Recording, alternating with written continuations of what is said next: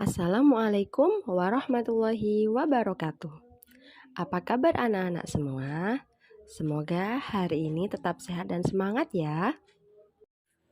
Video pembelajaran pada kali ini akan membahas tentang peristiwa menjelang wafatnya Rasulullah. Tujuan pembelajaran dari materi ini adalah diharapkan peserta didik mampu menganalisis peristiwa penting menjelang akhir hayat Rasulullah untuk membangun pribadi yang sabar dan tangguh.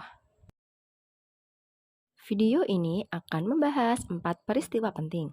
Yang pertama adalah peristiwa Fathu Mekah, yang kedua Haji Wada, yang ketiga Rasulullah jatuh sakit, dan yang keempat adalah wafatnya Rasulullah.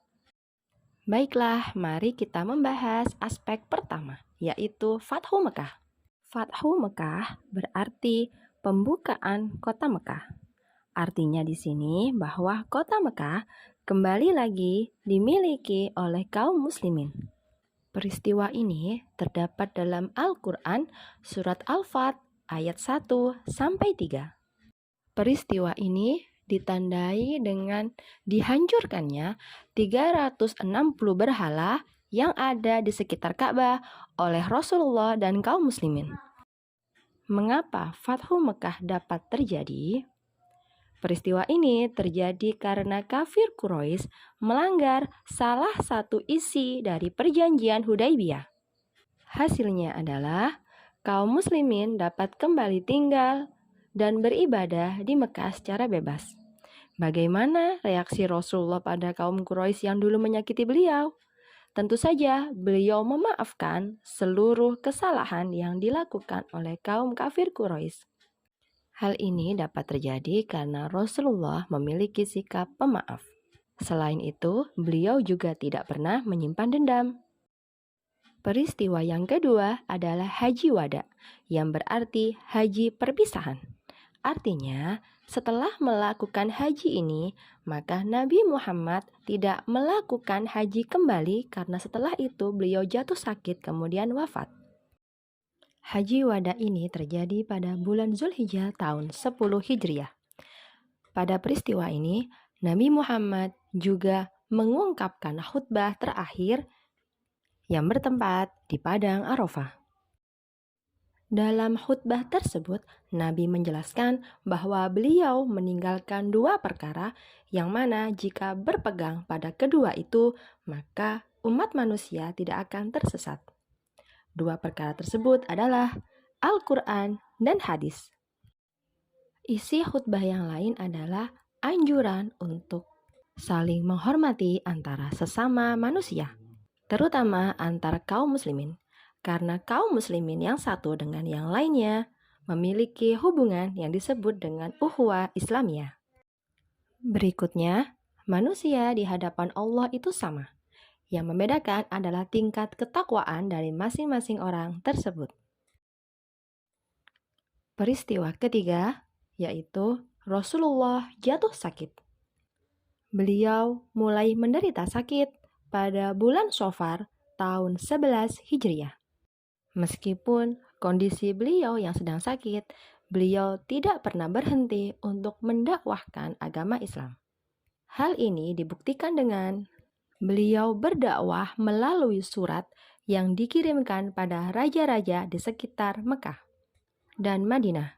Salah satunya, surat tersebut dikirimkan pada Kaisar Heraklius dari Romawi. Sakit beliau yang semakin hari semakin parah membuat beliau terpaksa menunjuk Abu Bakar As-Siddiq untuk menjadi imam sholat kaum muslimin di Madinah. Peristiwa terakhir atau peristiwa yang keempat adalah wafatnya Rasulullah. Beliau wafat pada tanggal 12 Rabiul Awal tahun 11 Hijriah dalam usia 63 tahun. Beliau dimakamkan di Masjid Nabawi, Madinah. Sebelum wafat, beliau tidak meninggalkan wasiat apapun terkait pengganti beliau sebagai pimpinan kaum muslimin. Nah, berikutnya mari kita ambil beberapa keteladanan dari kisah-kisah tersebut. Yang pertama, dari peristiwa Fathu Mekah, kita belajar untuk memiliki sifat pemaaf dan tidak menyimpan dendam. Dari peristiwa Haji Wada, kita belajar untuk berusaha selalu mementingkan kepentingan bersama atau kepentingan orang lain daripada kepentingan diri sendiri. Hal ini terbukti dengan Nabi Muhammad yang meninggalkan Al-Quran dan hadis untuk pedoman kaum muslimin. Dari peristiwa sakitnya Rasulullah, pelajaran yang dapat kita ambil adalah kita harus tetap menjalankan semua kewajiban kita sesuai dengan kemampuan kita. Sebagaimana Nabi Muhammad yang tetap melaksanakan sholat, tetap berdakwah, dan juga jenis ibadah lainnya. Dari peristiwa keempat tentang wafatnya Rasulullah, pelajaran yang dapat kita teladani adalah meyakini bahwa segala sesuatu di dunia ini adalah milik Allah yang dititipkan pada kita, entah itu berupa harta ataupun pangkat. Hal ini dibuktikan dengan Rasulullah yang tidak menunjuk pengganti beliau. Beliau percaya penuh dan yakin bahwa Allah akan memberikan yang terbaik bagi kaum muslimin yang beliau tinggalkan. Alhamdulillah, demikian penjelasan pada video kali ini. Semoga bermanfaat dan sampai jumpa pada video pembelajaran berikutnya. Wassalamualaikum warahmatullahi wabarakatuh.